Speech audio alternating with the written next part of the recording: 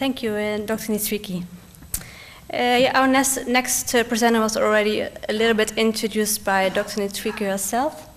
It's Dr. Matthias Rath. He's an international renowned scientist, a physician.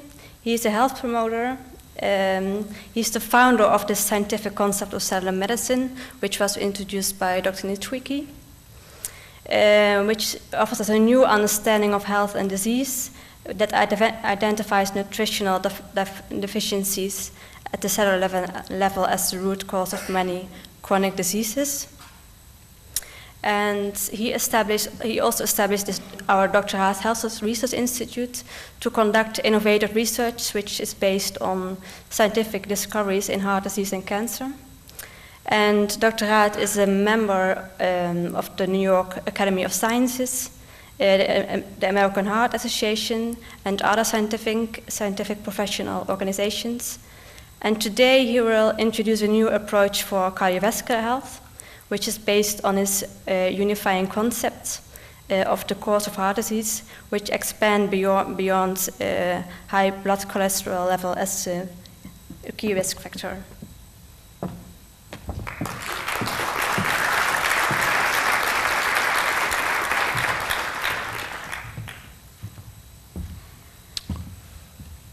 Good evening. Thank you very much for the kind words of introduction. But I see myself not as the big man I've been introduced to, rather than as a fermenter, someone who passes on important information, particularly to the next generation. And so I'm glad to see a lot of young people here who came in the expectation to hear something new. Some of them already understand that what you learn in medical school today or in other faculties of life sciences cannot be the truth, because otherwise many of the diseases that haunt mankind in epidemic proportions would not be around. So I hope we can inspire you tonight to think new ways and to go them with us, or for yourself. Today is an important day. We will be talking about the control of cardiovascular disease, the #1 cause of death in this city, in this country, and in many parts of the world. The solution to cardiovascular disease is not a new pharmaceutical drug. It is a new understanding about the true cause of this health problem. The key to the control of any disease is prevention. Among the leading universities of the world, the Medical School of Maastricht takes great pride in being prevention-oriented. And this is one of the reasons why this important event takes place in the city of Maastricht. This is the dimension of the cardiovascular epidemic. Today, at the beginning of the 21st century, every third person in the world dies from heart attacks and strokes. And despite all media hype about the alleged impact of pharmaceutical drugs, the global cardiovascular epidemic continues. And it continues relentlessly.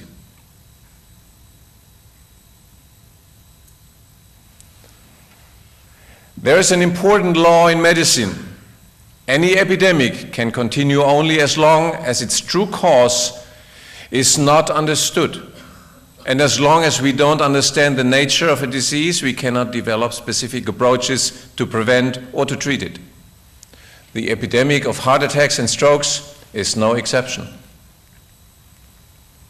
And how could we accept the current dogmas of cardiovascular disease if they cannot explain the most basic questions of cardiology? For example, why do we get infarctions of the heart, but rarely of other organs like the nose or the ear? Why do we get arteriosclerosis but not venosclerosis? Why do animals not get heart attacks but we people do? The prevailing dogma of cardiovascular disease wants to make us believe that high levels of cholesterol circulating in the bloodstream damage the inside of the blood vessel lining, thereby initiating the buildup of the dangerous arteriosclerotic plaques. But this theory cannot explain why these plaques develop primarily within the few centimeters of the coronary arteries of the heart, while the miles of blood vessels pipeline in the rest of the body remain largely unaffected. A plumber knows that if the water quality within a pipeline is bad, the pipeline deteriorates along its entire length, and not just in a few spots. Thus, basic human logic already excludes high cholesterol as the primary cause of heart attacks and strokes. If high cholesterol levels in the bloodstream were to be blamed for the buildup of the arteriosclerotic plaques, these obstructions of blood flow would have to occur at the same rate in arteries and in veins. This is clearly not the case. While arteriosclerosis is common, venosclerosis is unknown. This observation, too, excludes cholesterol as the primary culprit of cardiovascular disease. Perhaps the most striking unanswered question of cardiology today is the fact that heart attacks and strokes are essentially unknown in the animal world. Before we come to provide answers to these striking questions, let's first have a look back at some of the milestones in mankind's effort to identify the nature, the true nature of cardiovascular disease. At the end of medieval times, Leonardo da Vinci drew the first anatomical pictures of the coronary arteries riding on top of the heart.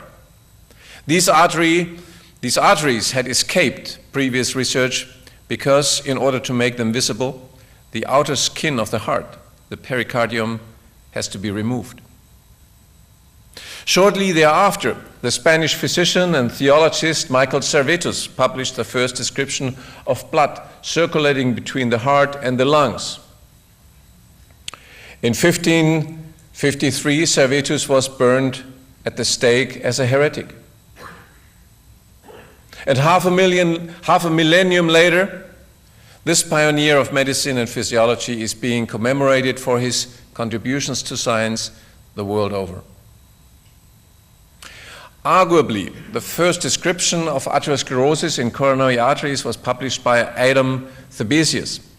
In his 1716 textbook of medicine, he wrote, "The branches of the larger coronary arteries are completely osseous, which means calcified, a characteristic description of the advanced stages of arteriosclerosis." As noteworthy as the observation by this German anatomist itself was the fact that his pioneering book was published in the Dutch city of Leiden. This was no coincidence. Throughout the past centuries, the state of the Netherlands had been a center of scientific advances and progressive intellectual thinking.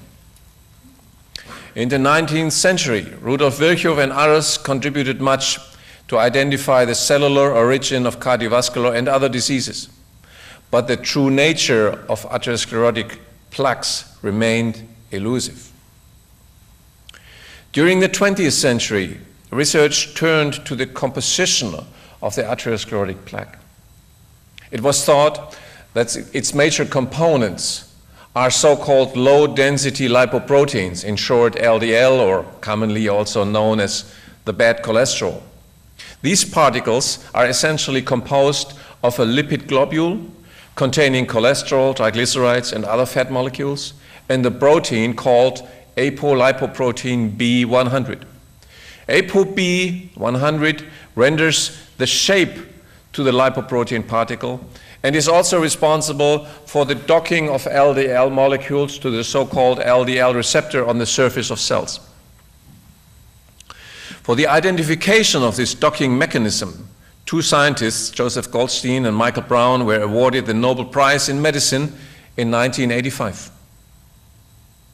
But no one seemed to bother that the genetic defects associated with this discovery, the LDL receptor defect, could at best explain 5% of heart attacks and strokes.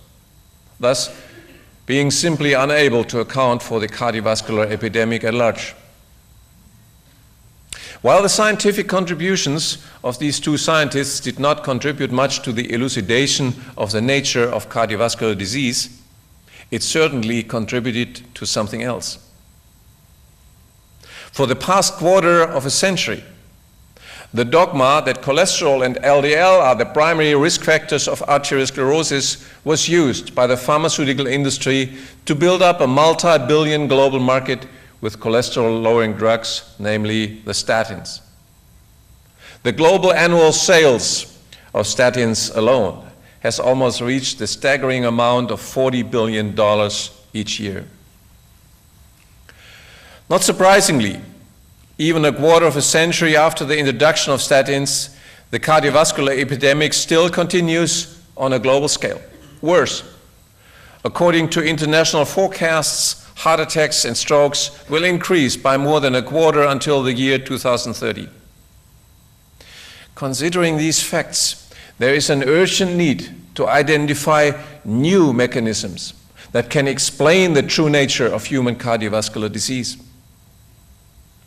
Our research over the past 2 decades has shown that a fascinating molecule leads the way to the solution of the puzzle of human cardiovascular disease. Its name is lipoprotein a. And, as one can easily detect, it has a striking similarity to the LDL particle we already know. But it is the difference between these two molecules that is critical here. Lipoprotein A differs from LDL because of a decisive feature, the association of an extremely large protein on the surface of the LDL molecule. This surface protein is known as ApoA, and it binds to the LDL molecule during the assembly process in the liver. The ApoA molecule is not only one of the largest molecules in nature, but also one of the stickiest. This adhesive molecule has a striking structural homology to plasminogen, one of the most important molecules in the process of blood clot formation and dissolution. Because of this unique structure, the lipoprotein A molecule, as opposed to LDL, easily binds to fibrinogen and fibrin, to collagen and other connective tissue components, as well as to endothelial cells, which form the cellular barrier between the bloodstream and the artery wall.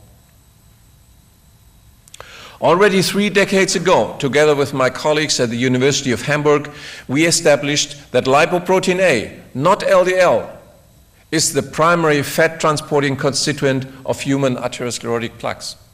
As you can see on this histological cross-section through a human atherosclerotic plaque, wherever we found markers for LDL, we also found the sticky ApoA molecule, proving the presence of lipoprotein A.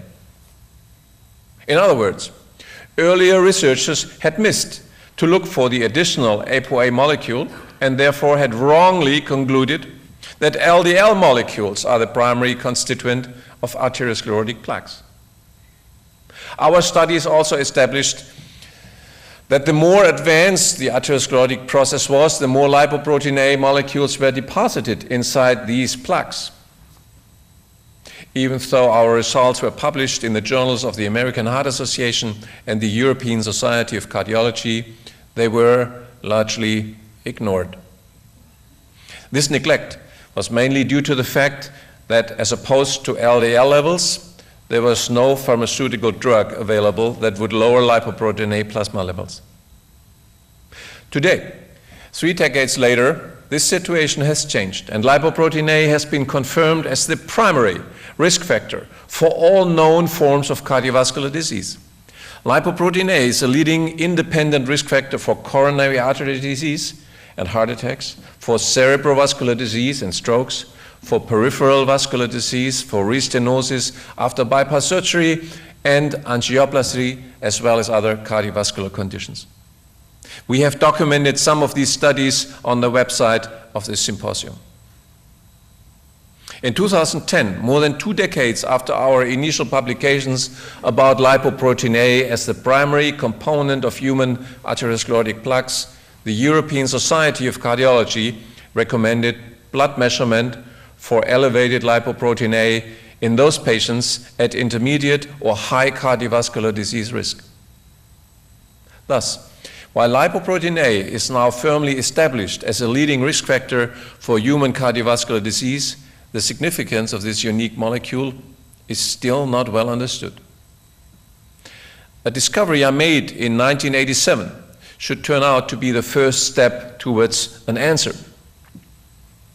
It was known by that time that lipoprotein A was only found in humans and subhuman primates, but essentially not in other animal species. But nobody had discovered that there existed an inverse relation between lipoprotein A and vitamin C. Animals that generally produce vitamin C in their own body do not manufacture lipoprotein A. Vice versa, we humans are unable to synthesize vitamin C in our body and instead express lipoprotein A. This inverse relation between lipoprotein A and vitamin C was no coincidence. It was a principle of nature that would ultimately lead the way to the new understanding of cardiovascular disease. In 1990, I published this discovery together with Nobel laureate Linus Pauling in the Proceedings of the US National Academy of Sciences. Lipoprotein A is a surrogate for ascorbate. Ascorbate is the scientific name for vitamin C. There are 2 ways to stabilize the connective tissue and particularly the stability in the artery walls. Vitamin C is essential for the production of collagen molecules, the stability structures in our body. Animals producing high amounts of vitamin C in their bodies produce an optimum amount of collagen, enough to keep their artery walls protected and stable. We humans, having lost the ability to produce vitamin C in our body during evolution and frequently getting too little vitamin C in our diet, are prone to insufficient production and function of collagen reinforcement molecules. Thus, over time, millions of cracks and crevices develop along the artery walls and repair becomes necessary. In this situation, lipoprotein A functions as a mobile repair molecule with 2 valuable features. Firstly, an extremely large biological adhesive tape, the ApoA molecule, for instant repair. And secondly, cholesterol and other lipid molecules as essential substrates for the growth of new cells within the area of repair.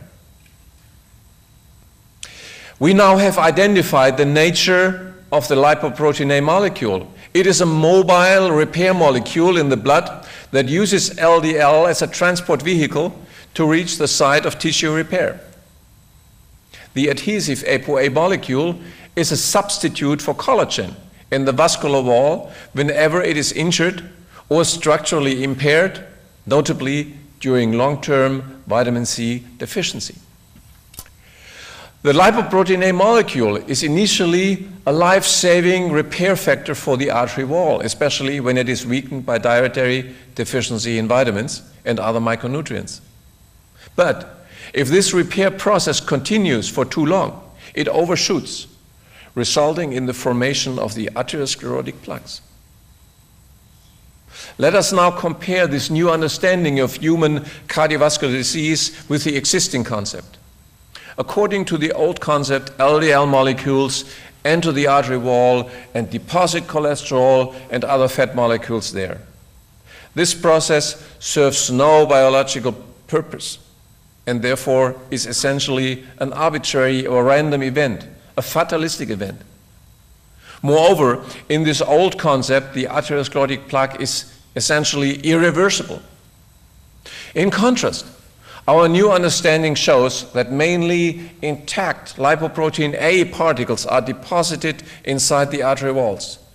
Their deposition inside the vascular walls protects these walls against blood loss through a structurally impaired wall, as it occurs during vitamin C deficiency and in its extreme scurvy. Therefore, arteriosclerosis is not an arbitrary development rather than the result of a defined regulatory process of nature. Most importantly, the formation of atherosclerotic plaques is in principle reversible by an optimum intake of micronutrients. We tested the principal reversibility of cardiovascular disease in a clinical study using ultrafast computed tomography of coronary arteries. These two pictures show the first clinical documentation of the natural reversal of human coronary artery disease with micronutrients. The left-hand picture shows arteriosclerotic deposits in the left coronary artery of a 51-year-old patient.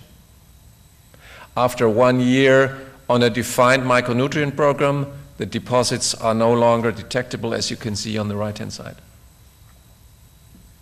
In the meantime, many clinical and epidemiological studies have confirmed the value of vitamin C and other micronutrients in the prevention and control of cardiovascular disease. Here are just two examples. An analysis of 18 clinical studies with almost 250,000 participants showed that high vitamin C blood levels resulted in a 38% reduction in the risk for stroke. This study was published in the Journal of the American Heart Association in 2013. A second study evaluated almost 300,000 people over 10 years. Vitamin C intake above 700 milligrams per day resulted in a 25% decrease of cardiovascular risk. The website of this symposium documents many more results from clinical studies as well as basic research with micronutrients. We can now summarize our new understanding about the nature of cardiovascular disease in a way that can be understood, even in the elementary schools of the world. Cardiovascular disease does not start with elevated cholesterol levels damaging the artery walls. It starts with a structural impairment of the artery wall characterized by gaps between the endothelial cells and the structural impairment of the connective tissue making up the artery walls. The most common condition, of course, causing these changes is a long-term deficiency of vitamins. With long-term dietary vitamin deficiency and the imminent development of scurvy, lipoprotein A particles enter the blood vessel wall through widening intercellular gaps.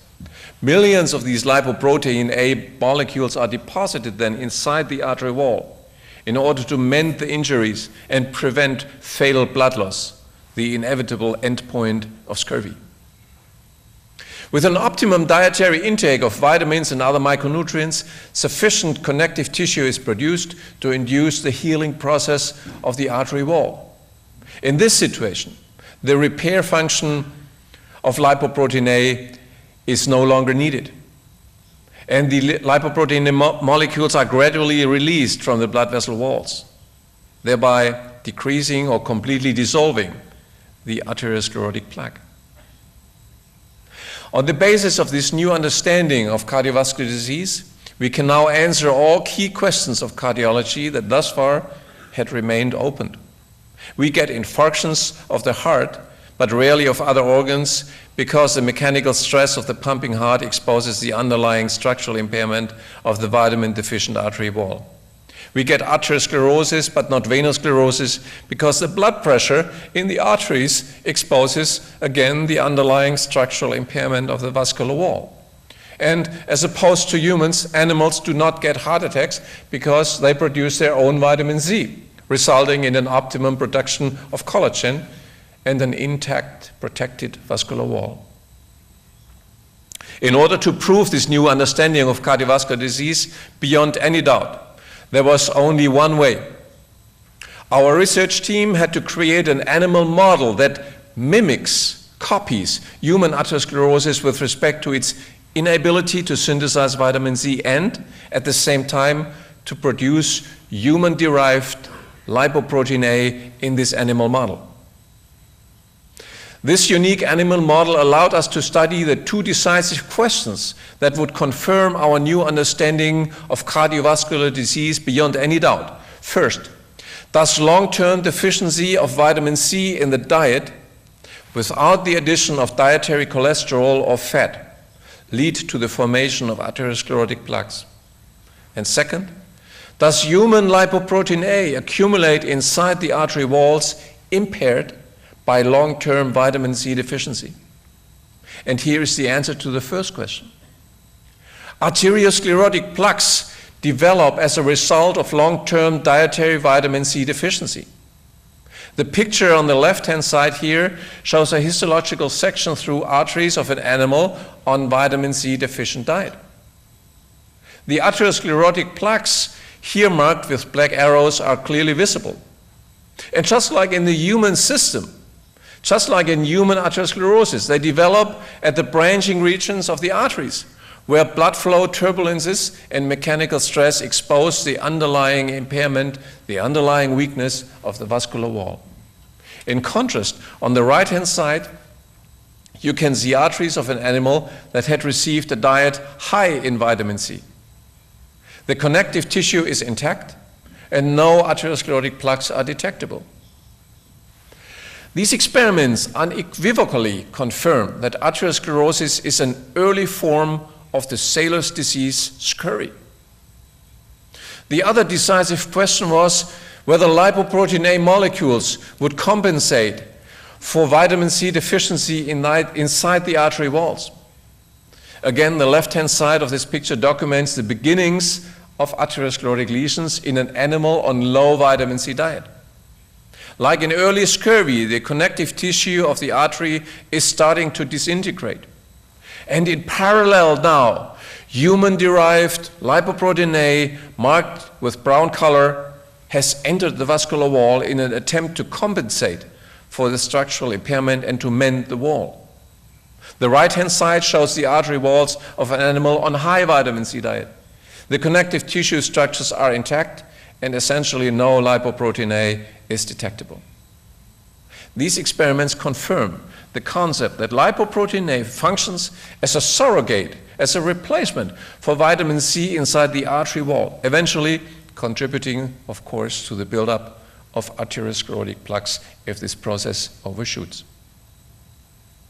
We can now also explain the fact that lipoprotein A has become a hallmark of human metabolism, while it's only found in humans and subhuman primates, while essentially being absent in lower living species.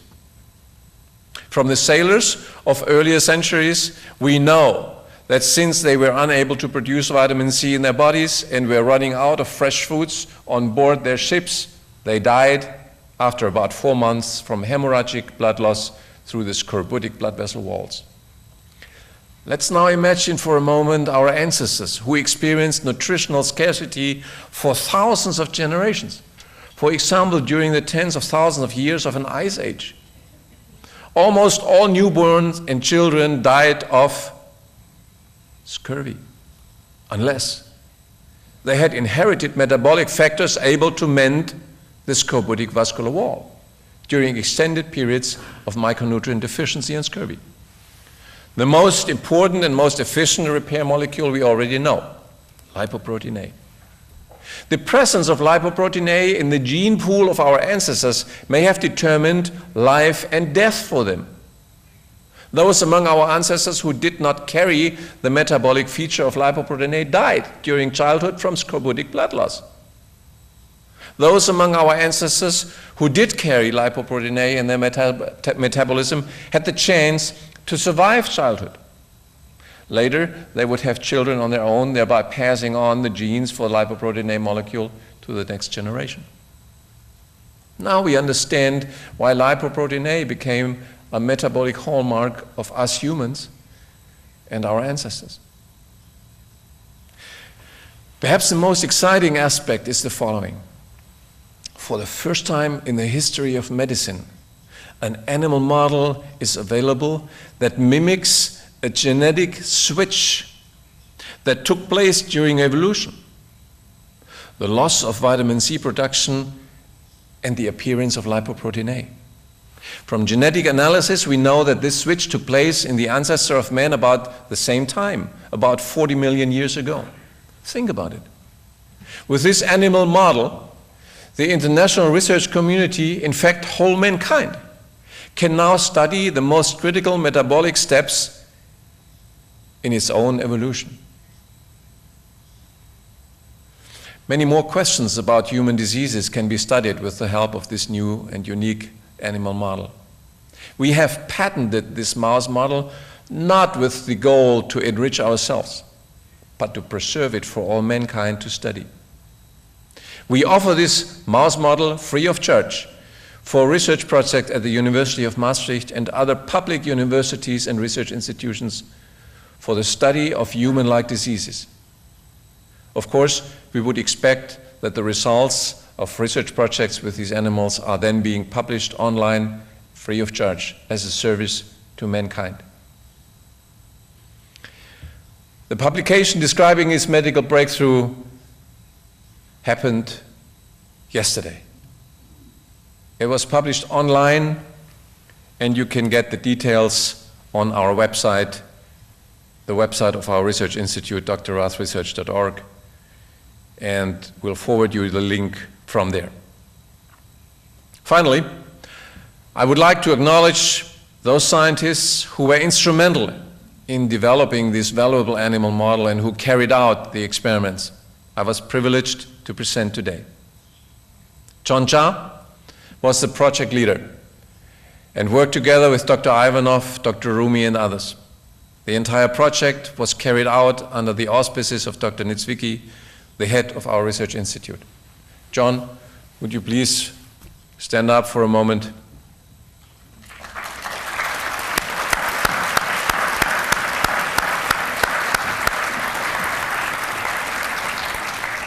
I'm concluding my presentation by summarizing our new understanding of human cardiovascular disease. First, scurvy and hemorrhagic blood loss through the scorbutic blood vessel walls were the greatest threat to the survival of the human race after the loss of vitamin C synthesis in our ancestors. Second, a genetic mutation, lipoprotein A, that saved the human race from extinction due to epidemic scurvy, turned into a leading cause of death today for modern men, namely cardiovascular disease. Third, as long as the genetic mutation, namely the replacement of vitamin C by lipoprotein A, that happened under the tremendous evolutionary pressure of extinction from scurvy, as long as these switches were not understood, there was no possibility for mankind to rid itself of the cardiovascular epidemic. Our new understanding is that optimum dietary supply of vitamins and other micronutrients stabilize the artery walls, thereby rendering the deposition of lipoprotein A and the formation of atherosclerotic plaques obsolete. This will enable us to greatly prevent cardiovascular disease today and make them largely unknown in future generations. Understanding scurvy as the biggest threat to the survival of the human race, understanding this event in the past, is the key to the eradication of cardiovascular disease today and in the future. Thank you for your attention.